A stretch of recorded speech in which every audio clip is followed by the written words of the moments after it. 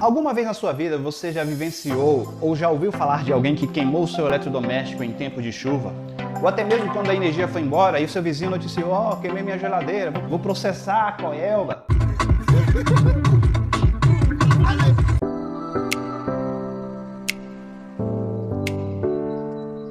Olá, eu sou Cleiton Moreira, você está no Portal da Elétrica e hoje falaremos de DPS, dispositivo de proteção contra surto elétrico. Mas para começar esse vídeo, eu vou pedir a você que dê um surto elétrico de 10 mil volts em cima deste like aí. Por favor, comente embaixo o que você está achando da experiência do vídeo. E, se possível, compartilhe esse vídeo com seus amigos. DPS, dispositivo de proteção contra surto elétrico. Como o nome já diz, é um dispositivo de proteção. Ele é instalado dentro do quadro de disjuntor para proteger contra os surtos transitórios que tem na rede.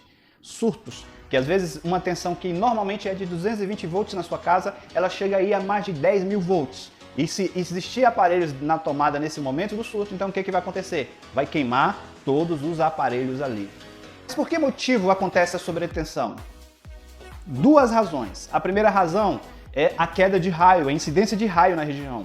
Quando um raio cai sobre uma região, ele libera um campo magnético que invade a rede elétrica e, consequentemente, invade a sua casa, fazendo com que a tensão, em alguns minutos, alguns segundos, ela se eleve de 220 a mais de 10 mil volts. Mas também esse efeito acontece em momentos em que a concessionária está fazendo uma manobra, está fazendo uma manutenção. Quando a energia vai embora e ela retorna com força total. Tem muita carga esperando para ser alimentada na residência e, consequentemente, aquela tensão vem alta, altíssima. E se mais uma vez seus aparelhos estiverem lá e não houver proteção, vai haver então a queima. Vamos entender, então, como que é a função do DPS, esse dispositivo de proteção. Ele funciona, então, como um protetor. Quando ele percebe uma alta tensão entrando numa residência, o que ele faz? Ele escoa essa alta tensão para o aterramento. Em situações que não há aterramento, usa-se o neutro, mas normalmente ele escoa para o aterramento, não deixando assim afetar o sistema elétrico ali daquela residência. Existem várias classes de DPS, mas a instalação é a mesma. E o DPS normalmente o de menor amperagem é o de 20 kA que normalmente você instala nas residências. Vamos ver como que funciona. Para você entender o funcionamento do DPS, você tem que entender esse componente aqui, ó, o varistor. Esse é um varistor. O pessoal da eletrônica conhece muito bem o varistor. Nós vemos isso muito numa placa eletrônica e dentro de um DPS é praticamente a mesma situação. Funciona como um varistor. O que é o varistor? Veja como que é toda a sua estrutura aqui, o seu corpo, como que ele é formado. O varistor, ele tem alta resistência e baixa resistência a depender da tensão que é aplicada nele. Se eu aplico no varistor uma baixa tensão, ele permanece com alta tensão. Então, a energia, a eletricidade que está nesse borne aqui, ela não vai passar por ele para sair do outro lado, porque ele foi feito para isso. Em caso de baixa tensão, ele não vai conduzir. Mas o que acontece? Normalmente a fase aqui está na entrada do varistor, não é isso? Ele foi programado para uma tensão específica.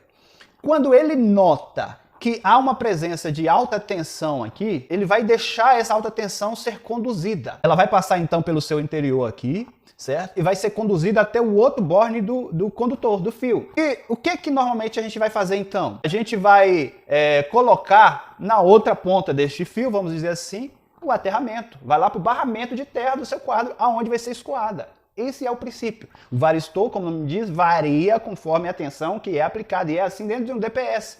A fase está numa ponta. Se o DPS percebeu que tem muito volts aqui, não tem só 127, 220, tem uma alta tensão, ele faz o quê? Ele abre e libera a passagem. E esse excesso de tensão e corrente, ele vai então para o aterramento. Se ele faz isso, ele acaba protegendo a instalação elétrica então. Então funciona dessa forma. Vamos botar aqui com a forma real o desenho. No quadro a gente faz isso, a gente pega a fase na entrada do disjuntor, na saída do disjuntor geral, tem que ser logo na entrada, né? E nós passamos ela pelo DPS e colocamos o outro condutor na saída do DPS, conectando com o aterramento. É simples, é fácil, é um varistor aqui.